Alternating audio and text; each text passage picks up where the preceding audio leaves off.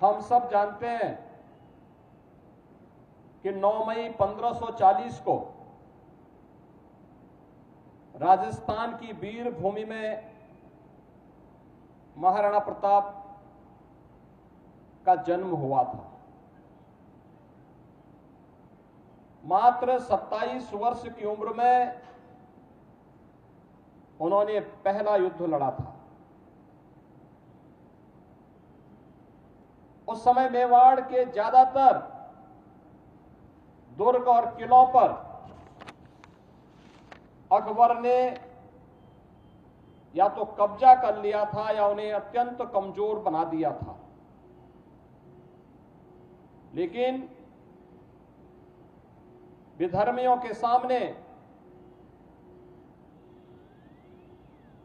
देश की आन मान और शान को डिगने नहीं देंगे, इस संकल्प के साथ महाराणा प्रताप ने समाज को जोड़ करके भील, मीणा और उस समाज के अंतिम पायदान पर बैठे हुए वनवासियों को, गिरवासियों को, समाज के प्रत्येक तबके को जोड़ करके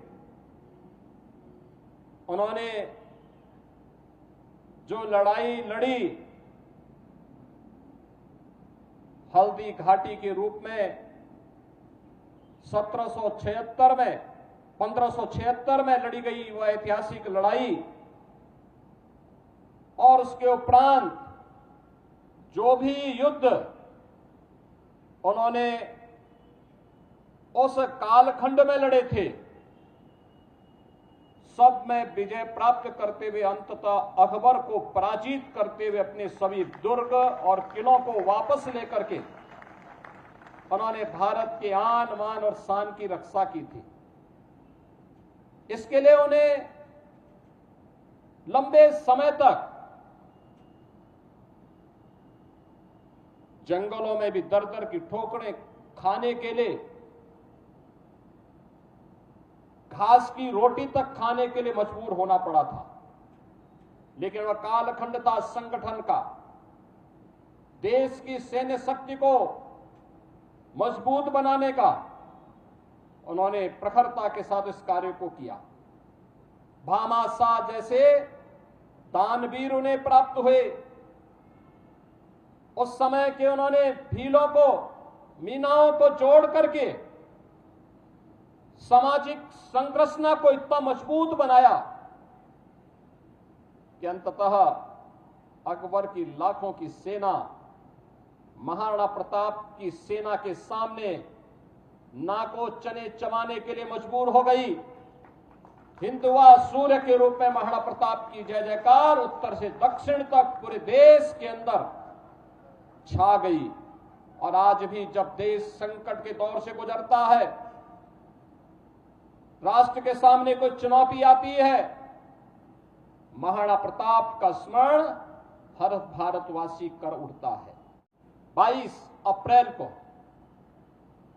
जो शरारत पाकिस्तानी आतंकवादियों ने पहलगांव में हमारे पर्यटकों के साथ किया था, जिस प्रकार की बर्बरतापूर्ण और शरारतपूर्ण कार्रवाई की थी, उस आतंकी कृत्य की हर भारतवासी ने निंदा ही नहीं की थी, बल्कि पाकिस्तान को सबक सिखाने की भी ठानी थी। और प्रधानमंत्री मोदी जी का जो संकल्प था, हमारे बहादुर जवानों ने, तीनों सेनाओं ने पाकिस्तान को उसका करारा जवाब देकर के आज आप देख रहे होंगे किस रूप में अलग थलग पड़ा पाकिस्तान आज दुनिया के सामने कराहता हुआ नजर आ रहा है। आपने पाकिस्तान को बेशर्मीपूर्ण चरित्र देखा है कि जब भारत की कार्रवाई से आतंकवादी मारे गए, उन आतंकवादियों के जनाजे में पाकिस्तान के शीर्ष सैन्य अधिकारियों की उपस्थिति, पाकिस्तान के राजनेताओं की उपस्थिति दुनिया की आंखों को खोलने वाला होना चाहिए कि पाकिस्तान आतंकवाद को प्रश्रय ही नहीं देता, बल्कि आतंकी गतिविधियों में सीधे सीधे लिप्त है। और उसकी संलिप्तता इस बात को दिखाती है कि पाकिस्तान अब अपने वजूद के लिए जूझता हुआ दिखाई देगा। हर भारतवासी का दायित्व बनता है इस समय हम भारत की सेनाओं के मनोबल को बनाए रखने के लिए, देश की सुरक्षा के साथ कोई भी अगर शरारती तत्व किसी प्रकार की शरारत करता है तो पूरी सजगता और सतर्कता के साथ हम सबको भी अपनी सेनाओं के मनोबल को भी बढ़ाना है, सुरक्षा बलों के साथ भी खड़ा होना है।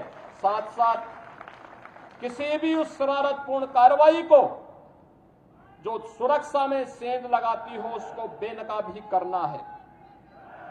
तमाम प्रकार की शरारतें होंगी, सोशल मीडिया के माध्यम से तमाम प्रकार के अफवाह भी फैलाने का प्रयास होगा, लेकिन इन सब की परवाह के बगैर हमें देश से, केंद्रीय नेतृत्व से, आदरणीय प्रधानमंत्री जी की ओर से जो भी जिस भी प्रकार का मार्गदर्शन प्राप्त हो, पूरे देश को एक स्वर में प्रधानमंत्री मोदी जी के नेतृत्व में, उनके यशस्वी मार्गदर्शन में कार्य करना है।